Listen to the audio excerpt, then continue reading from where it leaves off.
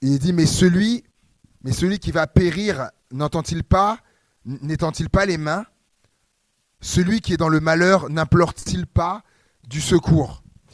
Euh, donc une autre raison pour laquelle on aurait besoin d'implorer Dieu, c'est en situation de péril, en situation de malheur. Et j'ai pensé, quand je préparais le message, j'ai pensé aux disciples dans la barque.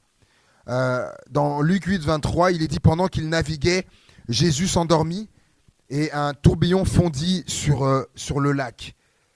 La barque se remplissait d'eau et ils étaient en péril. Ils s'approchèrent et le réveillèrent en disant, Maître, Maître, nous périssons. Et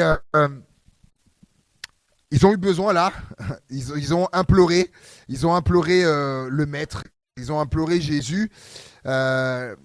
Et des fois, je disais, on peut être comme les disciples, avoir l'impression que déjà de traverser que la tempête s'abat sur nous et avoir l'impression que notre embarcation, nous aussi là, notre barque, elle est en train de prendre l'eau. On a l'impression que on est là, on a besoin d'écoper et comme on a besoin d'implorer. C'est une situation dans laquelle on peut implorer Jésus. On peut avoir l'impression, comme eux, Jésus est en train de dormir. On peut avoir l'impression que Jésus, on a l'impression que Jésus dort. Pourquoi? Parce que on a l'impression qu'il ne bouge pas, il y a la tempête qui est là, on sent l'eau qui commence à s'engouffrer dans notre barque et on a l'impression que Jésus ne bouge pas le petit doigt. On a l'impression que on attend mais rien ne se passe.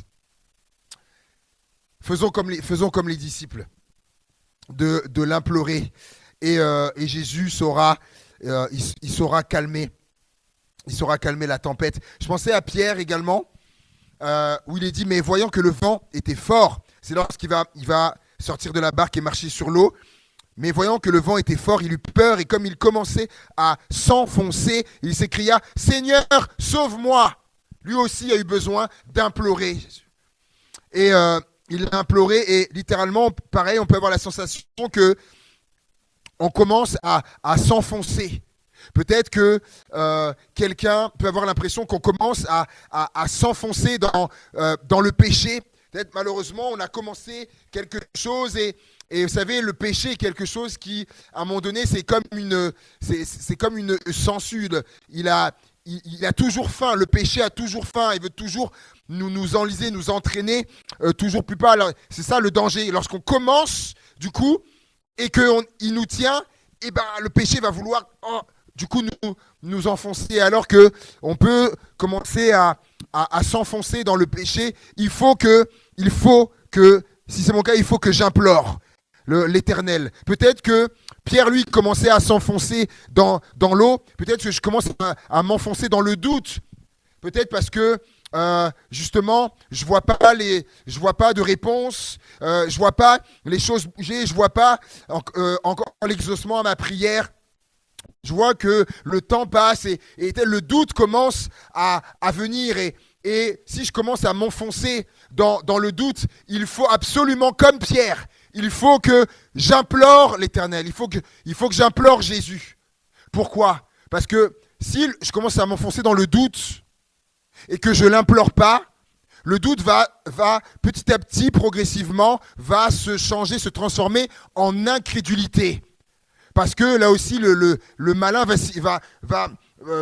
s'immiscer, il va dire, mais regarde, tu vois, regarde, ta situation, regarde, elle ne change pas. Regarde, tu pries, il n'y a pas d'exaucement. Regarde, ça fait combien de temps que tu attends ça, regarde, etc. Et le doute, si j'implore pas, l'Éternel va se changer progressivement en incrédulité. Et là, il y a un grand danger.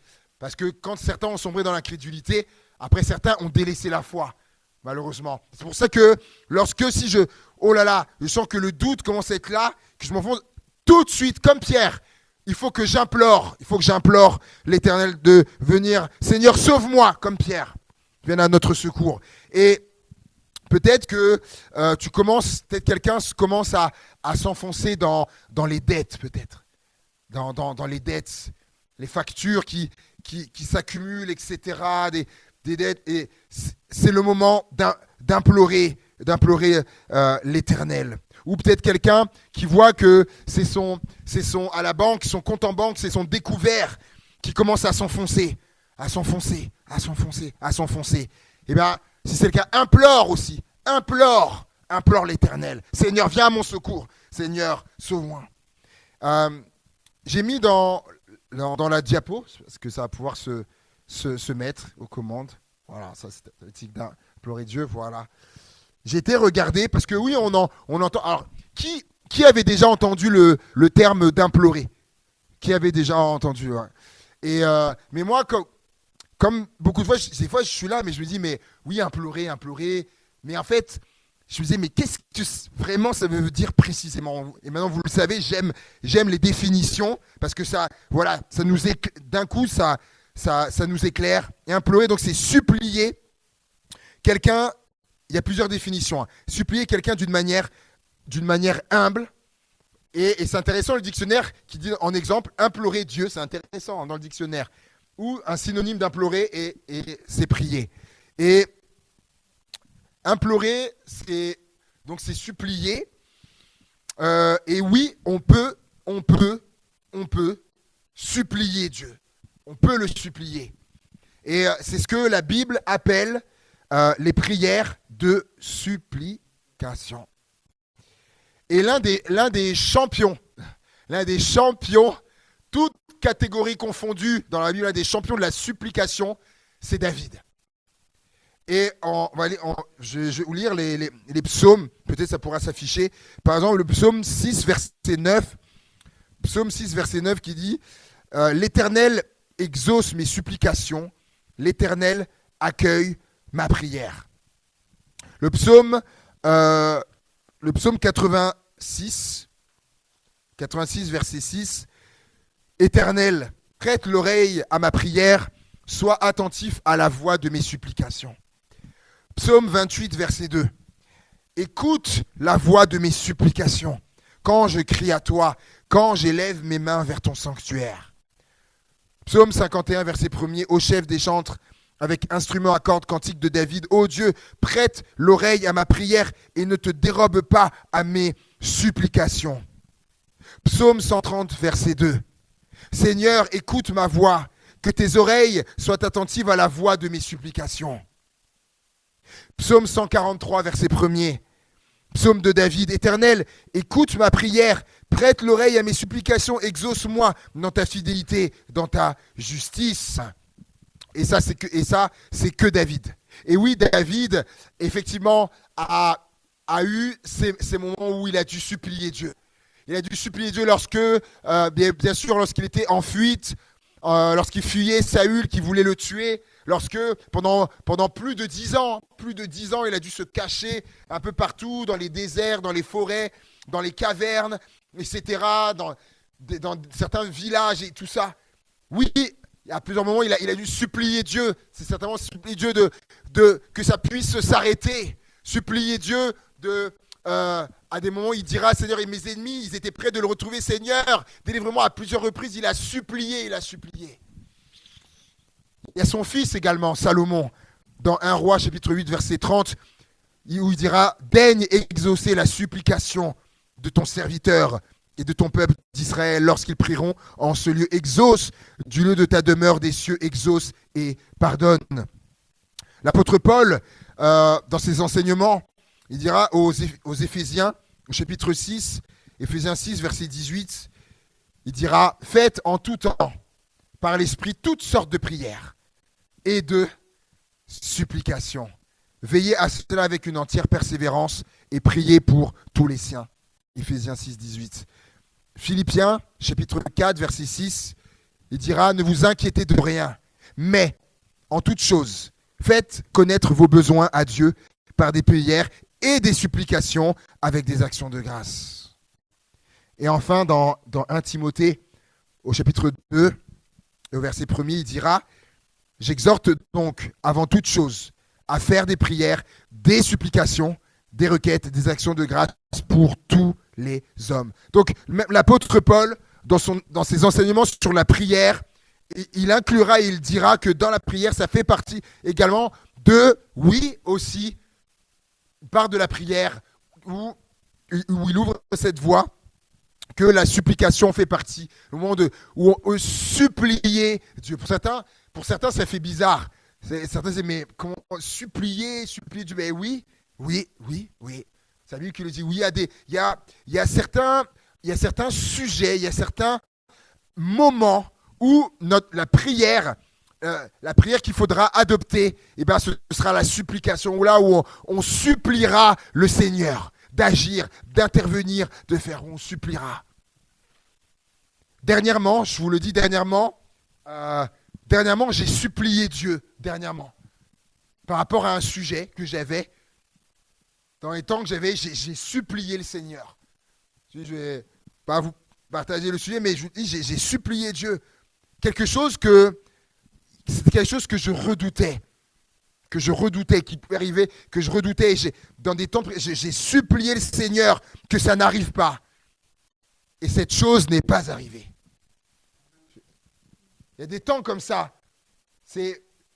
Paul, il le dit. Il parle donc à faire des prières, supplications, requêtes, actions de grâce, etc. Vous savez, il y a 12 formes de prière.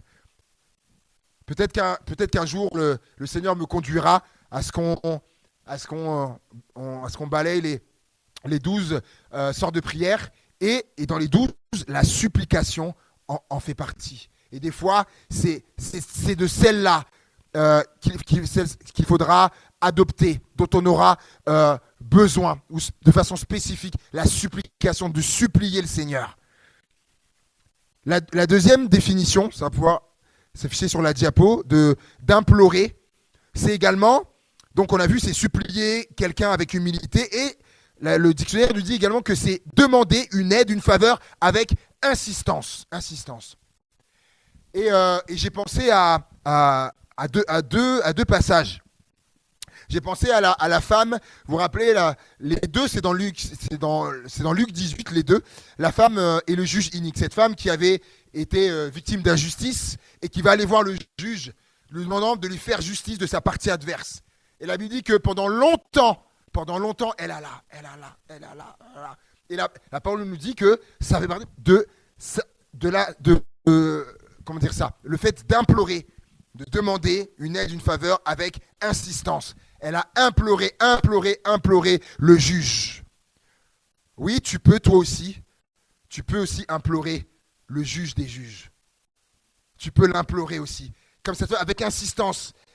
Elle l'a fait jusqu'à ce qu'elle obtienne, jusqu'à ce que le juge lui fasse justice. Fais ça également.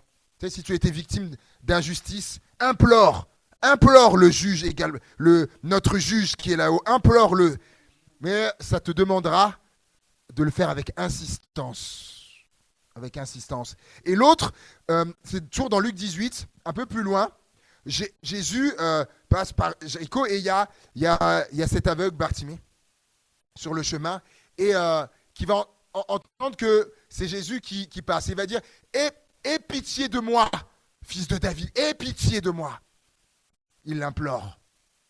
On va dire, mais ah bon? Avec insistance, oui, parce que le texte nous dit que ceux qui étaient là vont tout pour le faire taire. Tais-toi. Et il dit, qu'est-ce qu'il dit le texte? Il cria encore plus fort. Il insiste, aie pitié de moi, fils de David. Il implore. Demande une aide, une faveur avec insistance. Et enfin, l'autre définition d'implorer, c'est supplier d'une manière pressante, implorer quelqu'un du regard, aller implorer quelqu'un, implorer la clémence ou la pitié de quelqu'un. Et j'ai pensé à ce texte dans Matthieu 18, 23, qui dit « Ainsi en va-t-il du royaume des cieux comme d'un roi qui voulut régler ses comptes avec ses serviteurs. Pour commencer, on lui amena un qui devait 10 000 talents. Comme il n'avait pas de quoi rembourser, le maître donna l'ordre de le vendre, ainsi que sa femme, ses enfants et tout ce qu'il avait, en remboursement de sa dette. Se jetant alors à ses pieds, le serviteur prosterné lui disant « Prends patience envers moi, je te rembourserai tout. » Pris de pitié, le maître de ce serviteur le laissa aller et lui remit sa dette. Il est venu l'implorer, implorer son pardon, sa clémence, sa grâce, et il lui a fait. Et parfois, nous aussi, il s'agira parfois d'implorer le pardon de Dieu. Peut-être parce que, voilà, on aura commis une faute, quelque chose, et on ira implorer le pardon de Dieu. Et la Bible nous assure que Dieu nous pardonnera. Si j'implore son pardon, Dieu me pardonne. Et je pensais à Abraham qui a imploré Dieu, qui a imploré la clémence de Dieu pour son neveu. Parce que Dieu avait résolu de détruire Sodome et Gomorrhe. Et là-bas, il y avait son neveu qui était là-bas, Abraham. Et il va implorer le Seigneur. Et ouais, pour qu'il fasse grâce, la clémence. Et ainsi, son neveu a été épargné. Il a imploré pour son neveu. Il y a des neveux pour qui vous voulez implorer, ou des nièces pour qui vous voulez implorer le Seigneur, ou des enfants, un fils, une fille, un époux, une épouse, un parent. On veut implorer le Seigneur, comme Abraham. Moi, cette prière, elle me touche. Comment il a... Oh là là. Seigneur, s'il y a tant de justes. Seigneur, s'il y a tant de justes. S'il y a tant, c'est avec insistance. Voilà. Il implore la clémence. Il implore. Et je conclus. Savez-vous même que Jésus également a imploré. Jésus a imploré son Père. Parce que vous vous rappelez la définition première, c'est supplier quelqu'un avec humilité. Et je conclus avec ça, Hébreux 5, verset 7. Pendant sa vie terrestre, Christ a présenté avec de grands cris et avec larmes des prières et des supplications à celui qui pouvait le sauver de la mort. Il a été exaucé à cause de sa piété. Jésus aussi, à un moment donné de sa vie, a imploré son Père. Il a même, dans sa prière-là, il a supplié. Il a supplié son Père. Et il est dit que son Père l'a exaucé à cause de sa piété. Et en introduction, c'était Joachaz. Joachaz implora l'Éternel et l'Éternel l'exauça. Comme pour Jésus qui est exaucé. Joachaz implora l'Éternel et l'Éternel l'exauça. J'aimerais qu'on puisse mettre vos prénoms à côté de ça. Que Cécile implora l'Éternel et l'Éternel l'exauça. Kalen implora l'Éternel et l'Éternel l'exauça. Oui, Vénusia implora l'Éternel et l'Éternel l'exauça.